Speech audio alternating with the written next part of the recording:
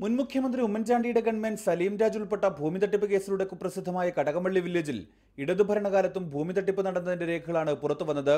കടകംപള്ളി വില്ലേജിലെ 2296A12 എന്ന survey നമ്പറിൽപ്പെട്ട 11 saint ഭൂമി പോക്കുവരവ് ചെയ്തതിലാണ് ക്രമക്കേട് കണ്ടെത്തിയത്. തട്ടിപ്പ് നടന്നത് ഇങ്ങനെ: 11 സെന്റ് ഭൂമിയുടെ പോക്കുവരവിനായി ജയന്തലാൽ എന്നയാൾ കടകംപള്ളി വില്ലേജ് ഓഫീസിൽ അപേക്ഷ സമർപ്പിക്കുന്നു. ഈ അപേക്ഷ പരിശോധിച്ച് വില്ലേജ് ഓഫീസർ മനോഹരൻ തമ്പി താലൂക്ക് ഓഫീസിലേക്ക് ഇങ്ങനെ റിപ്പോർട്ട് നൽകി. രേഖകൾ പ്രകാരം ഈ സർവേ നമ്പറിൽ 4.5 സെന്റ് സ്ഥലം മാത്രമാണുള്ളത്. ബാക്കി സ്ഥലം കണ്ടെത്താനാകുന്നില്ല. അതുകൊണ്ട് പോക്കുവരവ് ചെയ്തു നൽകാൻ കഴിയില്ല.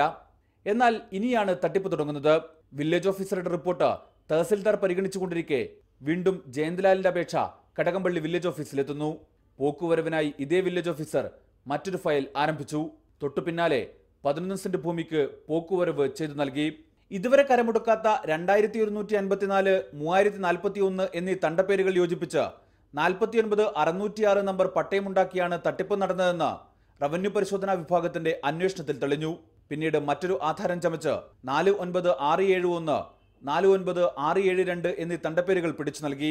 അതായത് ശൂന്യ തണ്ടപ്പേരിൽ വസ്തു എഴുതി ചേർത്ത് പോക്കുവരവ് നടത്തിയെന്നാണ് കണ്ടെത്തൽ. ഇതിനായി വ്യാജ ആധാരവും തയ്യാറാക്കി. ഇടപാടിൽ വൻ അഴിമതി നടന്നിട്ടുണ്ടാകാമെന്ന് റവന്യൂ പരിശോധനാ വിഭാഗത്തിന്റെ റിപ്പോർട്ടിൽ പറയുന്നു.